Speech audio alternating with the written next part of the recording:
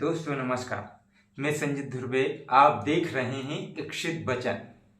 दोस्तों आज हम बात करेंगे आरबीआई की। आरबीआई ने देश के हर वर्ग को बड़ी खुशखबरी दी है।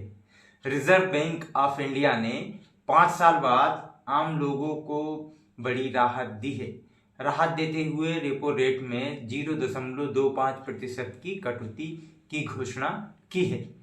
मॉनेटरी पॉलिसी कमेटी की बैठक के बाद शुक्रवार को आरबीआई गवर्नर संजय मल्होत्रा ने यह जानकारी दी। रेपो रेट अब 6.50% से घटकर 6.25% हो गया है। इस कटौती का सीधा फायदा अब होम लोन, कार लोन और अन्य कर्ज लेने वाले लोगों को मिलेगा। बैंक अब सस्ते ब्याज दरों पर लोन देंगे, जिससे आपकी ईएमआई कम होगी और लोगों की जेब पर बोझ हल्का होगा। अब जानते हैं पिछले 5 साल में रेपो रेट में क्या उतार चढ़ाव रहा। आरबीआई ने मई 2020 में आखिरी बार रेपो रेट में 0.40% की कटौती की थी और इससे 4% कर दिया था। हालांकि मई 2022 से ब्याज दरों में बढ़ोतरी का सिलसिला शुरू हुआ, जो मई 2023 तक जारी रहा। इस दौरान रेपो रेट में कुल 2.50% की बढ़ोतरी हुई और यह बढ़कर 6.50% तक पहुंच गया। अब 5 साल बाद रेपो रेट में कटौती की गई है। महंगाई और वैश्विक परिस्थितियों ने बांधे हाथ।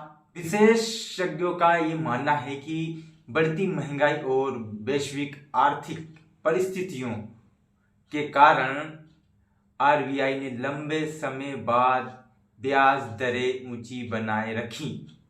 मार्च 2022 में रूस यूक्रेन युद्ध के कारण वैश्विक भू राजनीतिक हालात विकट हो गए और महंगाई बढ़ने लगी। इसके बाद आरबीआई ने रेपो रेट बढ़ाने का फैसला किया।